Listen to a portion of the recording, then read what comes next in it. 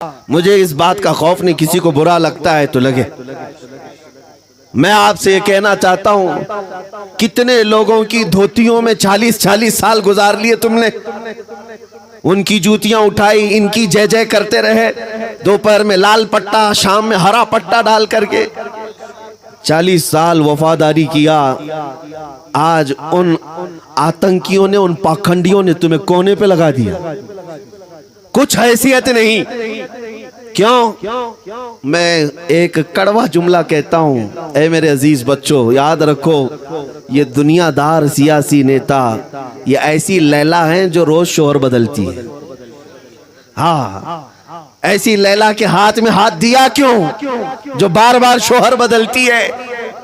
और ये इज्जत उनकी कुर्सियों के पीछे ढूंढ रहे थे, लेकिन बुढ़ापा तुम्हारा आया, इन्होंने ठोकर मारकर बिठा दिया। लेकिन हमने देखा है, जो एक बार मेरे आका की बारगाह में हाथ दे दिया, रसूलुल्लाह के दरबार में अपनी गुलामी पेश कर लिया, तो फिर वो बूढ़ा हो जाए कि इंतकाल कर जाए, मौला ताला उसकी इज्जत कभी खत्म नहीं होने देता, कभी खत्म नहीं होने देता। आला हज़रत इमाम अहले सुन्नत फाजिल बरेलवी 100 साल हो गए इंतकाल होकर, लेकिन आज हर मजमे में उनका जिक्र होता है नहीं होता है? उनके नाम से इश्क मोहब्बत के नारे लगते हैं, हर सुन्नी मुसलमान उनकी अजमत का एतराफ करता है। क्यों? इसलिए कि उन्होंने दुनियावी कुर्सियों में इज्जत नहीं ढूंढी, जय जय करते नहीं रहे, बल्कि उस आशिक सादिक ने इज्जत ढूंढी तो रसूलुल्लाह के कदमों में ढूंढी। और यही चीज आज इलाज के तौर पर ले जाओ, अल्लाह के नबी का जो हो गया वो जमाने का इमाम हो गया, नबी पाक सल्लल्लाहु ताला अलैहि वसल्लम का वफादार हो गया, मौला ताला उसकी इज्जत खुद बढ़ाता है, उसकी इज्जत खुद बढ़ाता है। मेरा आपसे रिश्ता क्या है? मेरा आपसे रिश्ता क्या है? कश्मीर में मेरा न ननियाल है, न ददियाल है, न ससुराल है, कुछ नहीं है। और कौन सा रिश्ता है? बहुत दूर से, ऐसा नहीं कि सिर्फ गुल मोहम्मद साहब ही चाहते थे बुलाने के लिए, बेशुमार अवाम भी ऐसी है, बहुत सारे लोग हैं जिन्होंने मुझे मैसेज किया, जानते हैं, इंतजार में थे, कई मैसेज आए, कब एयरपोर्ट पे आ रहे हैं, कब यहाँ आ रहे हैं। मेरे अजीजों, कश्मीर में रहते हो, हमारी कभी मुलाकात नहीं, लेकिन मोहब्बत बाकी है, एक दूसरे को चाहते हैं। और ये मिंबर पर इज्जत के साथ बिठाया, क्यों? इसलिए कि कांग्रेस पार्टी का बड़ा नेता आया है, बीजेपी का नेता आया है, नहीं, ये जो इज्जत मिली है मेरे मुस्तफा के निस्बत की वजह से मिली। नबी पाक सल्लल्लाहु ताला अलैहि वसल्लम का गुलाम है, इसलिए इज्जत दी जाती है। इसलिए ये बात याद रखो, जब तक बिके न थे तो कोई पूछता न था, या रसूल अल्लाह तुमने खरीद कर हमें अनमोल कर दिया। सहाबा इकराम भी यही कहते थे। हज़रत उमर फारूक रज़ी अल्लाह ताला अन्हु, उनके दबदबे का आलम यह था कि दुनिया की बड़ी बड़ी फौजें रखने वाली ताकतें भी कांपती थी उनके नाम से। उमर इब्ने खत्ताब, जब बैतुल मुकद्दस फतह हुआ, आपको अमीरुल मोमिनीन कहकर पुकारा गया, यह पहली बार था, उससे पहले अमीरुल मोमिनीन का खिताब नहीं दिया गया। हज़रत उमर इब्ने खत्ताब को अमीरुल मोमिनीन कहकर के जब पुकारा गया, आप रोने लग गए, लोगों को जमा किया और कहते हैं, सुनो, मैं अपनी हकीकत बताता हूँ, मैं खत्ताब का बेटा उमर हूँ, मेरे बाप का नाम खत्ताब। बचपन में मेरा बाप मुझे बकरियां चराने के लिए भेजता, और शाम के वक्त बकरियां लाइन में लगानी पड़ती, मुझसे बकरियां संभलती नहीं, कोई इधर चली जाती, कोई उधर चली जाती, और जब मैं बकरियां नहीं संभाल पाता तो मेरे बाप मुझे घोंसे मारते थे। बहुत मैंने मार खाया अपने बाप से। कौन कह रहा है? उमर फारूक। बचपन में बकरियां मुझसे नहीं संभली जाती थी और मैं मार खाता था अपने बाप से। ऐ लोगों, देखो आज 6 मुल्कों पर तन्हा उमर इब्ने खत्ताब की हुकूमत है, मिस्र पर भी, इराक पर भी, यमन पर भी, शाम पर भी, और ईरान जिसको फारस कहा जाता था, और फिलिस्तीन और जजीरतुल अरब, ये पूरा सैयदना उमर इब्ने खत्ताब की निगरानी में चल रहा था। अकेले चला रहे थे। 36 लाख स्क्वायर किलोमीटर पर तन्हा उमर इब्ने खत्ताब की हुकूमत थी। हजरत उमर कहते हैं, लोगों आज मैं इतनी बड़ी जमीन पर हुकूमत जो कर रहा हूं वो इसलिए नहीं कि खत्ताब का बेटा उमर है, नहीं, इसलिए कि मोहम्मद अरबी का गुलाम उमर हूं। मुझे जो अल्लाह ने इज्जत बख्शी है वो रसूलुल्लाह की वजह से, मुस्तफ़ा करीम सल्लल्लाहु अलैहि वसल्लम की वजह से। सहाबा कराम ने हमें सिखाया यही है कि इज्जत रसूलुल्लाह के नाम से। और अल्लामा इकबाल कहा करते थे, आबरूए माँ ज़नाम मुस्तफ़ास्त, हम सब की इज्जत व आबरू मुस्तफ़ा के नाम से वाबस्ता है। अगर वो नाम नहीं रहा तो हमारी कोई इज्जत नहीं।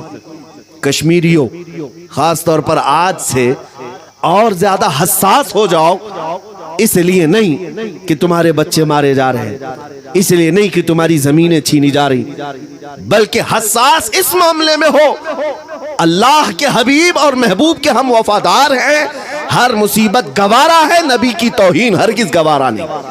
इस बात पर जब तुम हसास होंगे, अल्लाह की मदद जरूर आएगी, अल्लाह की मदद आएगी। क्योंकि कुरान में मौला फरमाता है, इन यंसुरकुमुल्लाहु फला गालिब लकुम, अगर अल्लाह तुम्हारी मदद कर दे कोई दूसरा गालिब आ ही नहीं सकता। फमन ज़ल्लज़ी यंसुरुकुम मिन बादी, अल्लाह ताला फरमाता है, व इन यख़ज़ुलकुम फमन ज़ल्लज़ी यंसुरुकुम मिन बादी, और अगर अल्लाह जलील कर दे तो कौन है दुनिया में जो तुम्हारी मदद के लिए आएगा। अल्लाह ने अगर गिरा दिया, जलील कर दिया, कुरान में अल्लाह फरमा रहा है कोई ताकत ऐसी नहीं जो तुम्हें खड़ा कर सके, कोई नहीं उठा सकेगा। इसीलिए अल्लाह फरमाता व अलल्लाहि फल्यतवक्कलिल मुमिनून, ईमान वालों को चाहिए कि वो अल्लाह पर भरोसा करें, अल्लाह पर भरोसा करें। हुकूमतें तो आती जाती रहती हैं, ये रोज बदलते रहते हैं, हालात आज जो हैं वो कल नहीं रहेंगे, ये बात याद रखना। अगर आज मुसीबत में हो तो एक जुमला आपको देकर जाता हूं, बहुत पावरफुल जुमला है और जिंदगी गुजारने के लिए बहुत अच्छा है। मैंने तजुर्बा करके देखा है और शायद कश्मीरी भी ये जुमले को लिख लेंगे तो आपके लिए भी बड़ी हिम्मत हो जाएगी। वो जुमला क्या है? एक हाजी साहब, उनका एक वाकया पेश आ गया था। एक मदरसे में गए थे, वो मस्जिद में मदरसा चलता था, मस्जिद के अंदर ही मदरसा चलता था, सारे बच्चे नमाज पढ़ने के लिए गए थे और मदरसे में जो सुटकेस रखे रहते हैं बच्चों की पेटियां, ये हाजी साहब कहते हैं मैं बच्चों की सुटकेस और पेटियां देख रहा था, एक सुटकेस पर लिखा हुआ था, अभी मदरसे के भी बच्चे हैं उनके लिए भी नसीहत करता हूँ, उनके लिए भी एक सुटकेस पर लिखा हुआ था, ये वक्त भी गुजर जाएगा, बस इतना जुमला लिखा हुआ था, ये वक्त भी गुजर जाएगा। तो वो हाजी साहब कहते हैं चौंक कर खड़े हो गए, क्यों लिखा है इसको? अच्छे अच्छे जुमले लिखते हैं लोग, शेर व शायरी लिखते हैं, ये इस जुमले को किसने लिखा? दूसरे लड़कों से पूछा ये किसका सुटकेस है? लड़कों ने बताया एक छोटा सा बच्चा है, मस्जिद में नमाज के लिए गया, आएगा अभी, 8 या 9 साल का लड़का था, नमाज पढ़ कर के आया, पुराने कपड़े पहना हुआ था, मैले कपड़े थे। ये हाजी साहब कहते हैं मैंने बच्चे को बुलाया और पूछा कि बेटा ये तेरा सुटकेस है? कहा हाँ। ये लिखा जो जुमला है ये क्या है?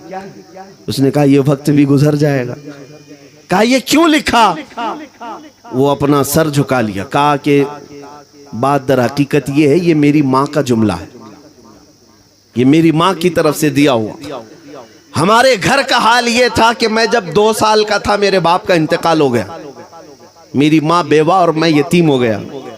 मेरी माँ इतनी गरीब थी कि लोगों के घरों में काम करती और मुझे पालती थी, बहुत कमजोरी थी हमारे घर में। लेकिन जब कभी मैं बाहर से कुछ बच्चों को खेलते हुए अच्छे खिलौनों के साथ देखता और आकर माँ से कहता कि अम्मा हमारे पास क्यों नहीं ये चीज, तो माँ मुझे कहती कि बेटा ये वक्त भी गुजर जाएगा, ये वक्त भी गुजर जाएगा। माँ बार बार ये नसीहत करती। जब मैं 8 साल का हुआ तो माँ जो है मुझे मदरसा छोड़ने के लिए आई और उस वक्त माँ ने कहा एक चिट्ठी में लिखकर कि इसको सुटकेस के ऊपर लगा देना, क्योंकि मदरसे में हो सकता है कभी बच्चे कोई अच्छा खाना घर से लेके आ जाएं, कोई अच्छे कपड़े पहन ले और तुझे दुख होने लगे कि मेरे पास क्यों नहीं है ऐसा, तो सुटकेस के पास जाकर ये जुमला पढ़ लेना, ये वक्त भी गुजर जाएगा। वो बच्चा कहता है वो हाजी साहब वहीं खड़े होकर रोने लगे कि एक छोटा सा लड़का है बहुत बड़ी नसीहत दे गया। सच बताऊं तो मैंने भी नसीहत हासिल किया, मैंने अपनी ज़िंदगी में कई ऐसी सख्त मुसीबत की हालात रातें देखी जब हमारे लिए कोई रास्ता नज़र नहीं आता था, सख्त तरह से हमारे ऊपर मुसीबतें लाई गई, लेकिन जब ये जुमला पढ़ता था तो दिल को सुकून होता था, ये वक्त भी गुजर जाए। इसीलिए इंशाअल्लाह कश्मीर पर से भी यह वक्त गुजरना है, गुजरना है। कुछ देर की खामोशी है फिर शोर आएगा, कुछ देर की खामोशी है फिर शोर आएगा। आज कुत्तों का वक्त है, कल इंशाअल्लाह हमारा दौर आएगा, आएगा इंशाअल्लाह। लेकिन तुम्हारे लिए शर्त ये है, लौट आओ उस जगह पर जहां मेरे मुस्तफा ने तुम्हें छोड़ा था, वहां आ जाओ। इज्जत तुम्हारा इंतजार कर रही है, ताकत तुम्हारा इंतजार कर रही है।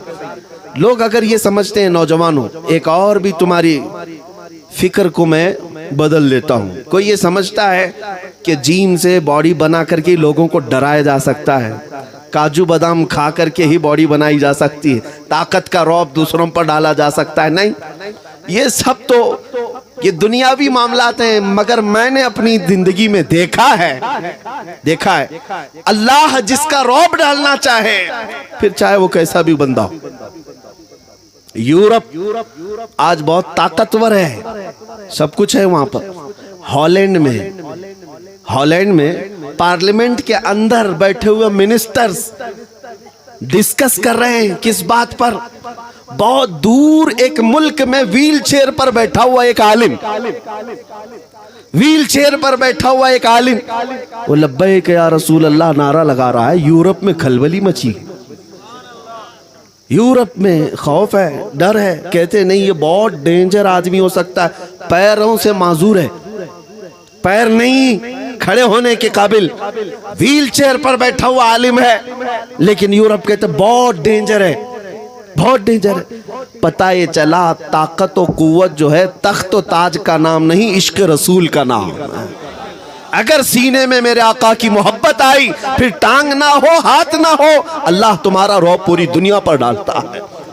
रब तबारक व तआला तुम्हारा रौब दुश्मनों के दिलों पर डालेगा। इसलिए अपने दिल को इतना पाक कर लो कि इसमें जगह देना हो तो दुनियादारों को नहीं, सिर्फ आमिना के लाल को। ये एक ही दिल है अल्लाह ने जो दिया है। ये दिल ऐरे गैरे नत्थु खेरे को मत दो, वरना पछताओगे बहुत। जैसे लोग आज पछता रहे हैं, उनका हाल ये हो गया कि सियासत में भी 40-40 साल गुजर गए, किसी के 25 साल गुजर गए, और आज बेचारे गोशे तन्हाई में हैं। इनका हाल यही होता है जिसको हमारे यहाँ कहा जाता है धोबी का कुत्ता, न घर का न घाट का, ना इधर का रहा ना उधर का रहा। लेकिन जो मेरे आका का गुलाम था वो कल भी बाइज्जत था और कब्र में जाने के बाद भी बाइज्जत। तो इज्जत वो हासिल करो। ये कुर्सियां हासिल करने के चक्कर में जो लोग जमीर बेच देते हैं, सिर्फ चंद दिनों की कुर्सियां हासिल करने के लिए कौम का सौदा कर जाते हैं। और कैसे कैसे सौदे मैंने देखे, अल्लाह की पनाह, कैसे कैसे सौदे कर जाते हैं। मैं आपको ये बताता हूं, इस कुर्सी के चक्कर में जो अपना दीन बेच दिया, जमीर बेच दिया, अखलाक बेच दिया, उसका हाल क्या हुआ, उसका हाल क्या हुआ। दुनिया में जिल्लत के साथ गया, कोई नाम लेवा नहीं। कुर्सी तो जानी है 5 साल के बाद जाएगी या 10 साल बाद जाएगी।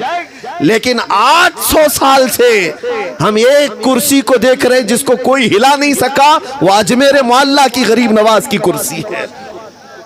आज भी हुकूमत है या नहीं? लेकिन हो सकता है वो पार्लियामेंट में ना हो, लेकिन हर एक के दिल पर हुकूमत है। पता है चला हुजूर पाक के इश्क और मोहब्बत में जो दुनिया से जाता है, मौला उसकी कुर्सी को हमेशा के लिए कायम करता है।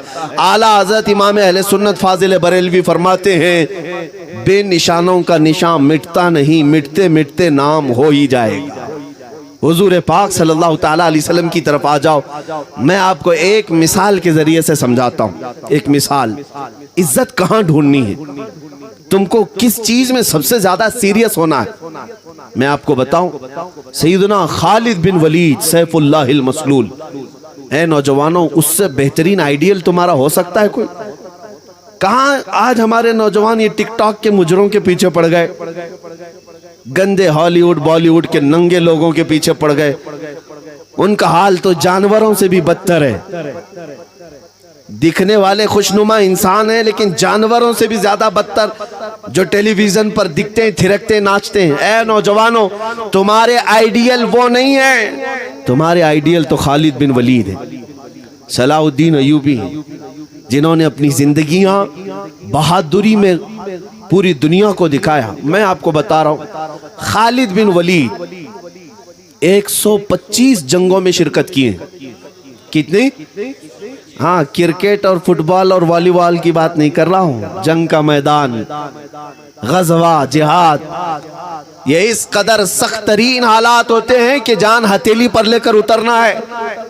और खालिद बिन वलीद 125 गज़वात में शिरकत किए हैं। और तारीख में ये बात इतनी हैरत अंगीज है, इतनी हैरत अंगीज, 125 जंगों में पूरी की पूरी खालिद बिन वलीद को फतह ही मिली।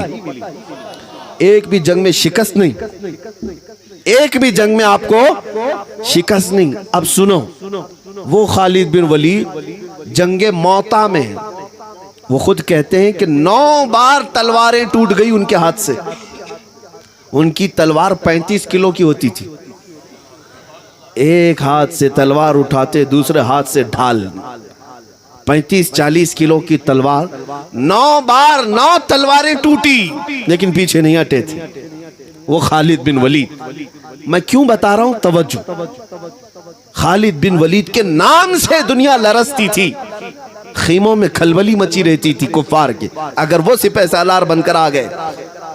एक जंग में खालिद बिन वलीद लड़ रहे थे। अचानक सामने से किसी काफिर ने, किसी मुशरिक ने हमला किया और आपका अमामा गिर गया। टोपी, अमामा नीचे गिर गया। तलवार हाथ में, पहलवान मुकाबले में गर्दन के पास तलवार लाया हुआ है। खालिद बिन वलीद रज़ी अल्लाह ताला अन्हु उन तलवारों की तरफ तवज्जो ना करके अपना अमामा उठाने के लिए चल पड़े। जंग के हालात हैं, कोई गर्दन उड़ा देता। पहले इनका डिफेंस होना चाहिए, ना कि टोपी और अमामा उठाने जाए। हजरत खालिद बिन वलीद ये तलवारों को नहीं देख रहे, वो अमामा उठाने के लिए गए। जब वो अमामा उठा करके लाए तो ये जितने वहां पर तलवार उठाए, उनके मुकाबले में मुशरिक खड़े थे, दुश्मन। कहने लगे, खालिद बिन वलीद तुम ही हो सिपह सालार इस्लाम? आज ऐसी हरकत की हो तुम जो एक छोटा सिपाही भी नहीं करता।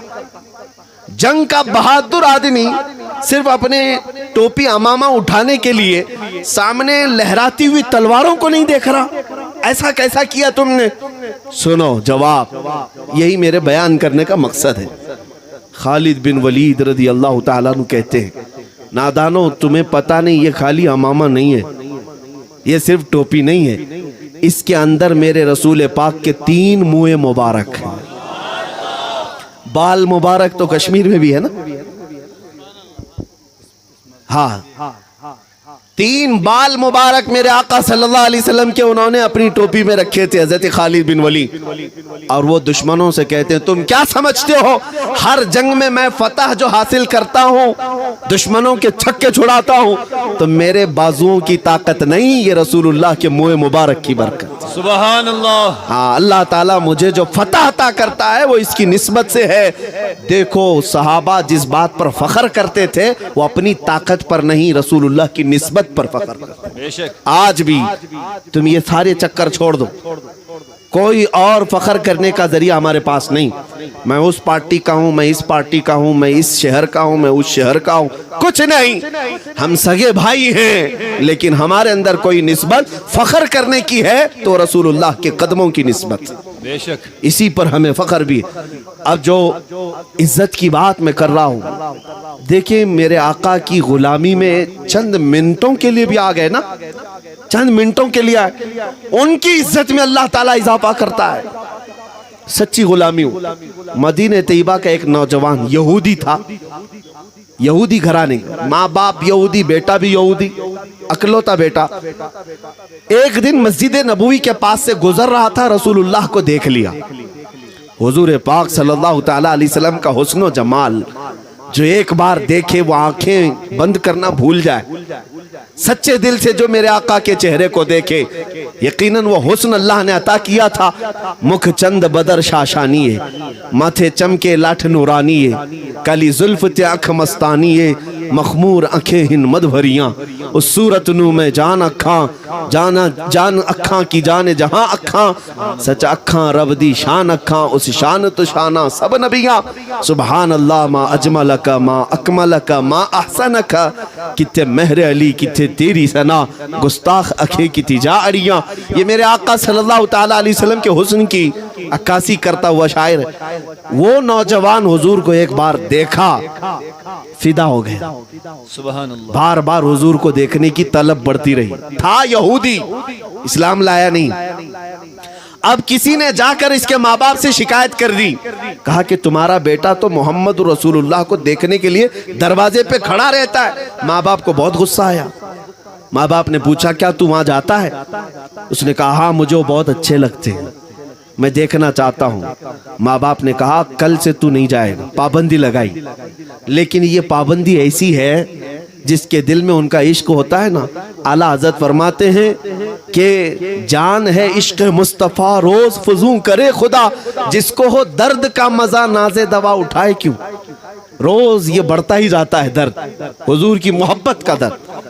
माँ बाप ने रोका लेकिन बच्चा फिर चला गया। नौजवान आज फिर से पकड़ करके बाप ले आया और मारा भी। कहा कि आज के बाद जाएगा तो कत्ल भी कर सकता हूं, तो है मेरा अकलौता बेटा लेकिन मैं माफ नहीं करूंगा। कट्टर लोग थे, सख्त थे। हुजूर पाक के दीवानों को कट्टरता से नहीं रोका जा सकता, दुनिया को पता नहीं है। हाँ, जुल्म से कभी भी हुजूर के गुलामों को खरीदा भी नहीं जा सकता। उस नौजवान को माँ बाप ने बहुत सख्तियां की। एक वक्त ऐसा आया कि जंजीरों में बांध के रख दिया घर पे, हाथ पैर जंजीर में बांध कर घर में कैद कर दिया कि तू नहीं जा सकता। कई दिन गुजर गए, इश्क की और मोहब्बत की आग ने उसे बीमार कर दिया। नौजवान बीमार हो गया, इतना बीमार कि बीमारी बढ़ती गई। और बाद में माँ बाप को लगा कि हमने तो इसके साथ जुल्म किया, अब इलाज कराते हैं। इलाज कराने का जब वक्त आया तो हकीमों ने हाथ उठा लिया, कहा तुम्हारा लड़का बच नहीं सकता। मुश्किल से 20 से 25 साल की उम्र का नौजवान होगा, मरने के करीब आ गया। माँ बाप अब रोने लगे कि हमने इस लड़के के साथ क्या कर दिया। जंजीरें तो खोल दी, दवाइयां खिलाई, लेकिन इफाका नहीं, सही नहीं हो रहा है। एक दिन तबीब आया, हकीम आया, कहा तुम्हारा बेटा 1-2 दिन का मेहमान है, बस 1-2 दिन का मेहमान। बाप रोने लगा, बेटे से कहा बेटा कोई आखिरी ख्वाहिश है तेरी तो बता। नौजवान कहता है एक बार मोहम्मदुर रसूलुल्लाह को देखना चाहता हूँ, बस मेरी इस ख्वाहिश को पूरी करो। यहूदी घर का बच्चा है। सुनो, मैं ये भी बताऊंगा कि क्यों मैं आपके सामने अर्ज कर रहा हूँ। बाप का दिल पसीज गया। माँ ने भी कहा हमारा बच्चा वैसी भी दुनिया से जा रहा है, एक बार दिखा लेते हैं, इसकी आखिरी ख्वाहिश पूरी कर देते हैं। ये यहूदी बाप मदीने तैयबा में मस्जिद नबवी में हुजूर के पास आया और आकर कहने लगा मेरा बेटा आपका दीवाना है, आपका आशिक है, वो आपकी मोहब्बत में मरा जा रहा है। हमने बहुत सख्तियां की आपसे दूर करने की, लेकिन छुड़ा ना सके। आज हमारा बेटा मरने के करीब है, लेकिन वो एक बार आपको देखना चाहता है। इतना कहना था कि रसूलुल्लाह उसी वक्त उठ गए। सुभान अल्लाह। मेरे आका ने सहाबा से कहा चलो, हमारे एक